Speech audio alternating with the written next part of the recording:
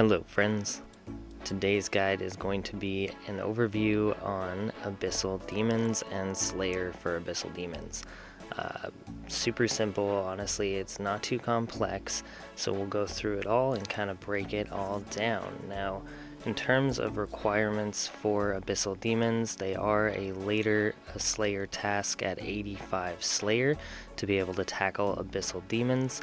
I prefer to do them in the wilderness because I like the drops, but I will show you both methods, both in the wilderness and over in the Catacombs of Kourend.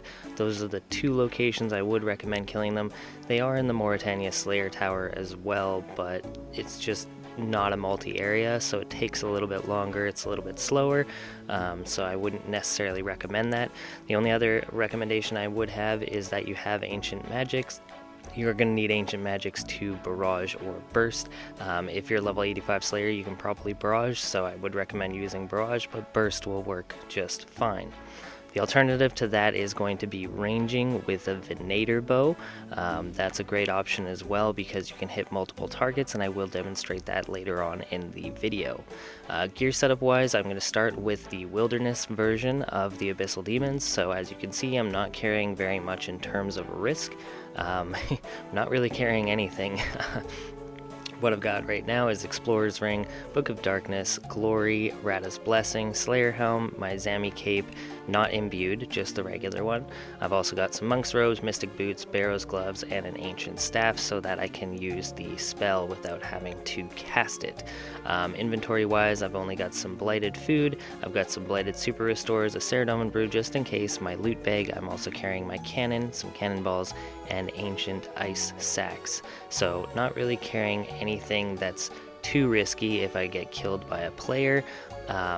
Initially your cannon will be your highest risk, but once you put it down in the wilderness, you do not need to pick it up. So if somebody kills you and your cannon is on the ground, they can't get it from you. So it's totally safe to bring it out there. It's just be mindful on your way out to wherever you're putting it that you don't get PK'd. That's why I also have a one-click teleport being my Royal Seed Pod to escape in the event that I see a PKer. Other thing that's going to be important while you're out in the wilderness is something called Wilderness Player Alarm. If you have RuneLight, get Wilderness Player Alarm and turn that bad boy on. What it's going to do is the moment that another human dot enters the vicinity of you, it's going to flash your screen yellow. I used this a ton when I was doing Slayer in the wilderness to keep myself safe because the screen will basically flash at me and I don't even look and see who it is, I just click out. So the moment that my screen flashes, I'm gone. That has probably saved my life thousands of times. So I do recommend Wilderness Player Alarm. Turn it on, and if it flashes, just disappear. Don't bother waiting, don't look, just disappear. You can always run back. So yeah, let's head on out there. Now to get to the wilderness dungeon for the Abyssal Demons, we are going to be using my in-house obelisk. If you don't have an in-house obelisk, you're going to need to get there a number of different ways. Up until I had the in-house obelisk, I used to always just go to the Pharaoh Enclave and run to the east.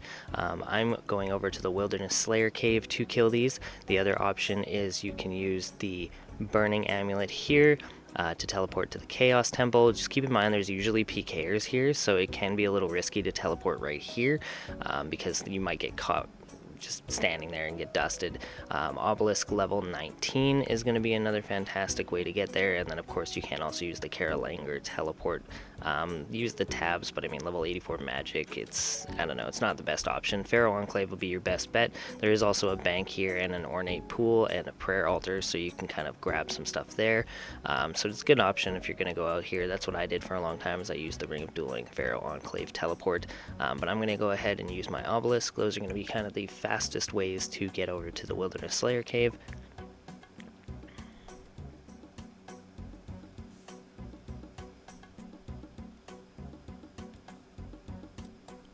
Yes, I'm not scared, it's fine. And I love teleporting here because it takes me like 5 seconds to get there.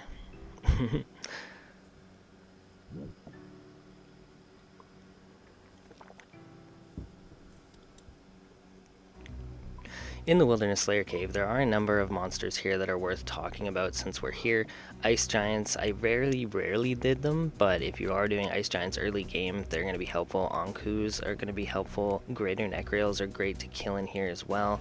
Black Demons, this is probably the only place that's worth killing Black Demons. Killing them in regular like areas kind of sucks. Lesser Demons are in here. Green Dragons, Black Dragons, Greater Demons. I also killed a ton of those out there. It's a great place for them. Dust Devils are great out here. Hellhounds is one of the great spots to kill Hellhounds as well, to actually get drops. Otherwise they're kind of worthless to kill. Green Dragons, Jellies as well in here. So there's quite a few different monsters that you can take on in this area, but I'm heading up into the top corner. So when you come in, you're going to head all the way northwest to the Abyssal Demons.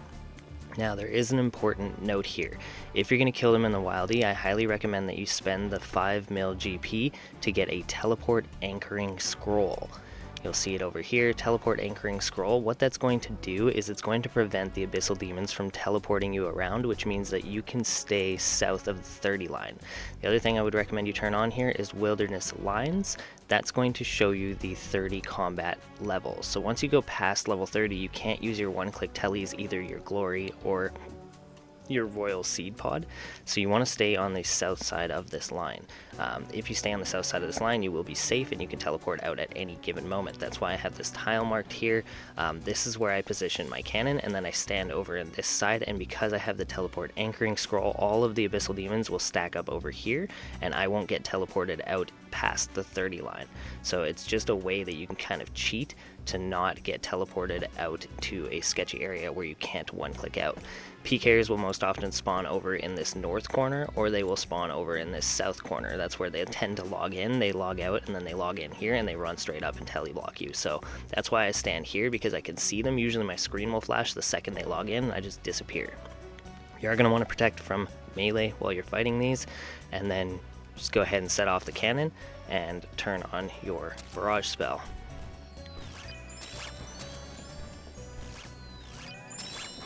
And that's really all there is to it. And then I'll just stand here and stack up the demons. There's a couple places I prefer to stand. Standing right below the base of the cannon usually works pretty well, because you can get them to stack up here and the cannon will deal a lot of damage while you're standing in this area. Alternatively, you can stand off to the side. Pretty much just anywhere along this south side is where I like to hang out. And then if they get stuck on this little rock, I'll just take one quick step up over here so he can get pushed over to me, and then I'll step back down. Now you'll notice I do have a looting bag in my inventory because I like to collect a lot of these items. I mean, the black axe and stuff, it's not really useful, but you know, the rest of the stuff is going to be pretty good. I did also forget my Ash Sanctifier. I highly recommend you use that as well, just for the free prayer XP. It'll automatically scatter the ashes. It also helps keep the screen a little bit cleaner. I don't really like all the red dots. It might attract some people to you if they see the red dots on the ground, so... And yeah, I just collect the items, barrage, and chill. It's honestly super easy to hang out here. The reason I like to do them out in the Wildie is because of the drops. You get 2 rolls at drops when you kill them in the Wildie, so you get a double chance at getting a whip, which is super nice. As well as that, you get a little bit other extra stuff. So there's a bunch of stuff that you only get if you're out here in the wilderness. Under the Wilderness Slave Cave Tertiary, you can take a look here. But Abyssal Daggers, Abyssal Whips, you get an extra drop roll rate at those, and then a bunch of extra rune items. So I do prefer to kill them out here for that reason. As well, you can also get Trouver Parchments. Trouver Parchments are, I think, 1 in 1,000% chance of getting a drop, but they're worth 1 mil every time you get them. So by doing them out in the wilderness, you are just increasing the amount of potential GP that you will earn while you're on this task, which is why it's my personal preference to kill them out here instead of killing them in the catacombs, because you only get the 1 roll at the drop. So if you're looking to make a little bit of extra GP, this is a fantastic way to do it. Nice, there we go. We got a Trouver Parchment drop. This is why I love to kill these out in the Wildie, because you get so much better items from the grind on your way, and you can just make a little bit more GP as you're doing these. So definitely worth coming out here and killing them in the wilderness to potentially make a little bit more money on your Slayer grind.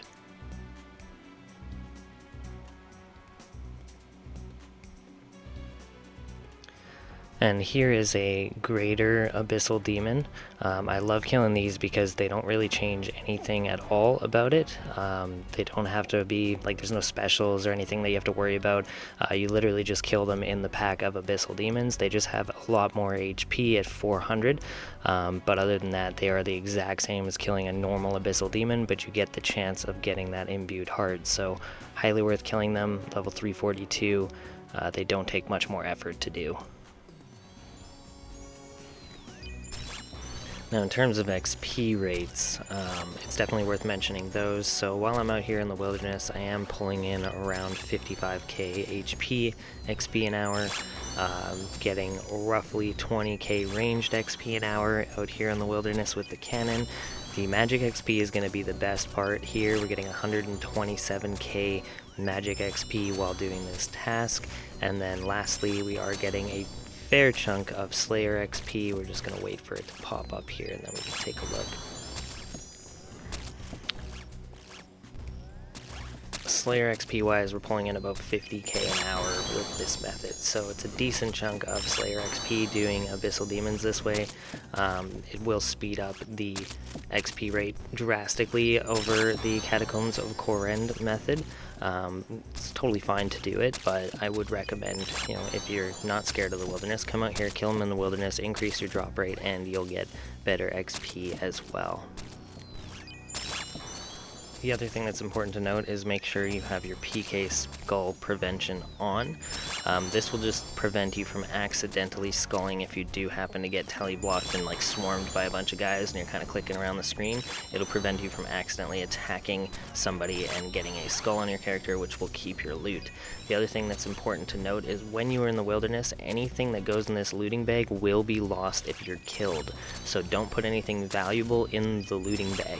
The looting bag is just meant for your like extra items, various stuff that you pick up, like herbs and, you know, stackable items like essence and stuff like that. So I put those in the looting bag, but if I got a whip drop or something, I would not put that in the looting bag. Make sure that you keep it outside of the bag, because if you are PK'd, anything that's in that bag will be lost to the PKer. So if you get a rare drop, do not put it in the looting bag.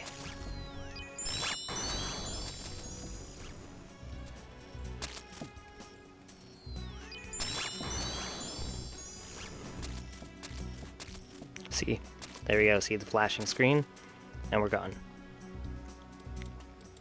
And that's how quick you need to be on the escape if you are going to be PKing in the wildies. So the flashing screen went off, I didn't even hesitate, just click the Royal Seed Pod, get out of there, leave your cannon on the ground, it's not going anywhere, they can't take it, there's zero risk if the cannon sits out in the wilderness, so you can just disappear and run back.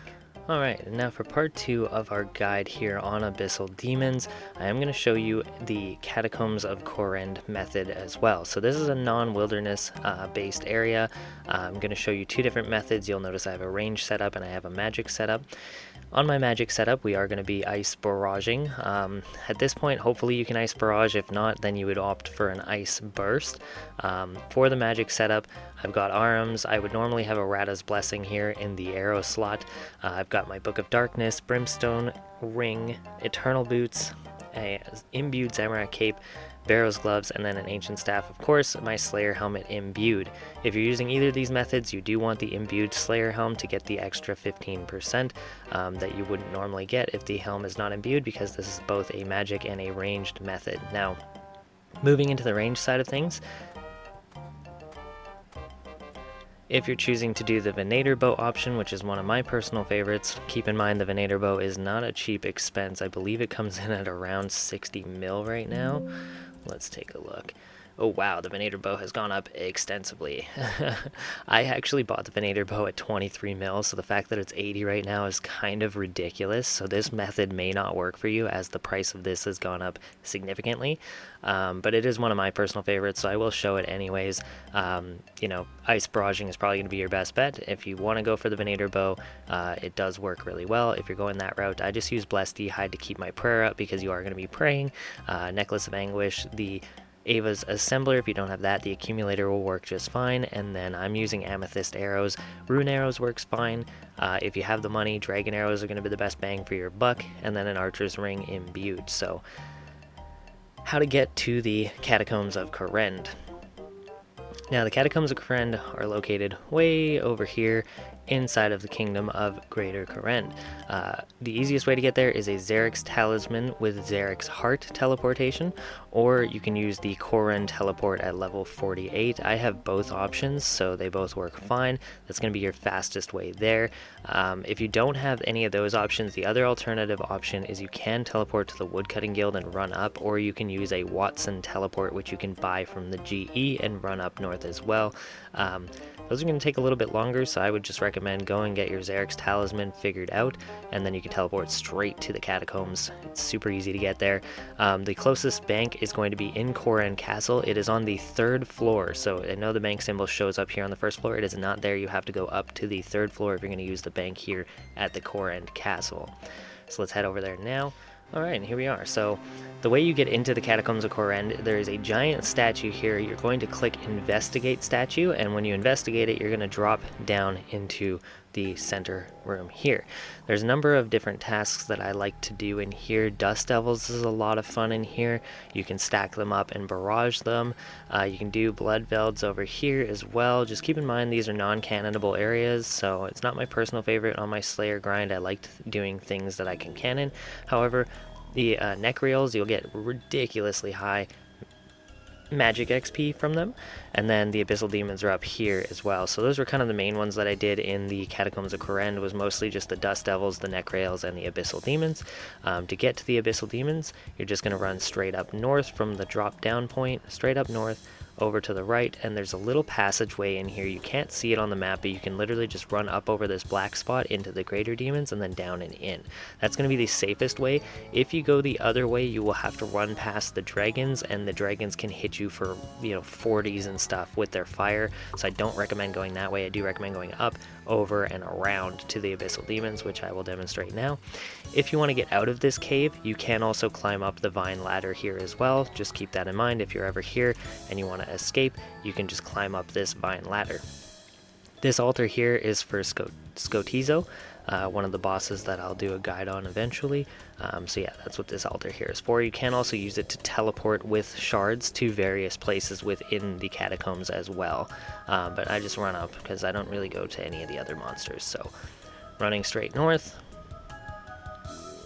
Then we're going to turn and go this way. We're not going to run up over here because the Iron Dragons can hit us quite hard, so we're going to run up and over, and then we're going to run past the Greater Demons here, just in the Necreal room, just right up and over, and then we're going to move over to this side here. Abyssal Demons in this area, the other reason I don't typically do them here is they are quite crowded. Like, this is most often what you're going to find is 2 people fighting them in both rooms.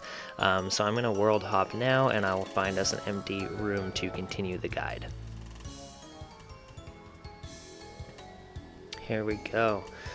Finally found an empty room. It took me a minute, so just expect that if you are coming to do it in the Catacombs of Kourend, you're probably going to have to world hop a bunch to find an empty room like this. The reason I like it to be totally empty is because I stack up both the north side Abyssal Demons and the south side Abyssal Demons. Again, having that teleport anchoring scroll is going to be the difference here. So we're going to show both methods. We'll start with the Barrage method being our magic move, so very straightforward. Is just like out in the wilderness. What we can do is bring some knives to help stack up the Abyssal Demons so you don't freeze them in place. I'm just going to use my Venator bow to draw them in, and we're just going to get a whole bunch of them stacked up.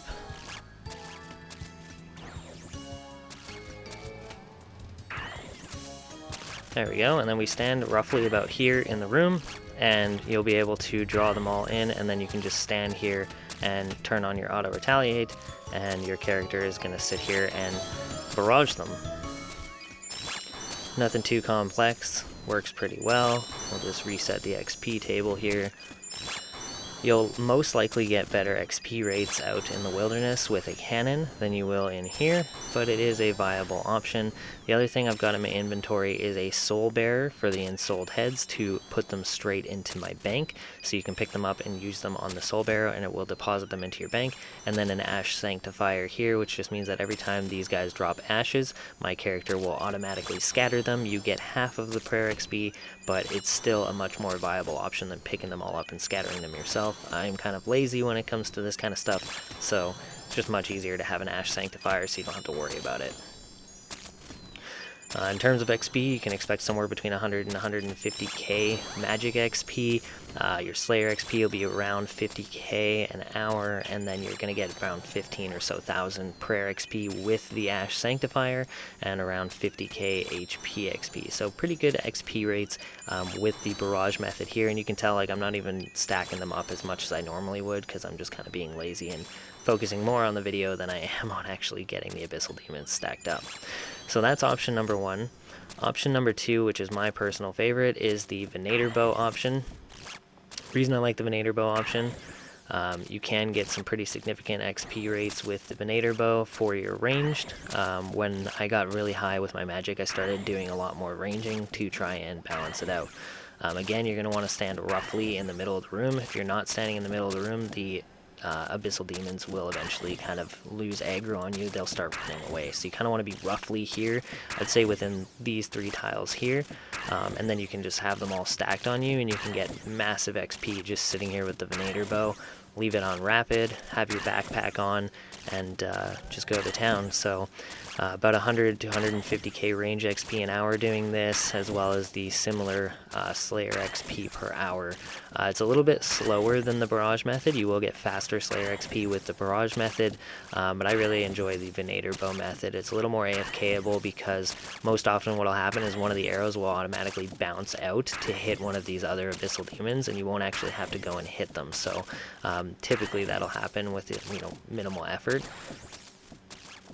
Somebody just logged in and logged out, but yeah, so that way you can kind of just sit here on auto retaliate and it'll just kind of keep doing it. So it makes it a little more AFKable with this method than the Ice Barrage, because the Ice Barrage will only hit what's near you, versus the Venator bow at times will just pop off. If this guy happens to walk by, it'll just pop off and hit him and draw him in. So a little more AFKable. You get some pretty solid range XP. I'm at 160k range XP an hour right now, not really doing anything. So if you liked the video, remember to hit that like button and subscribe. Subscribing definitely helps with the channel. I'm trying to grow it, and that will allow me to keep making these videos for you guys and doing different guides. If there's a specific guide you'd like to see, go ahead and throw that in the comments as well, or send me a message. I am going to be working on a number of different Slayer and bossing guides throughout our journeys here. So thanks for watching. Good luck.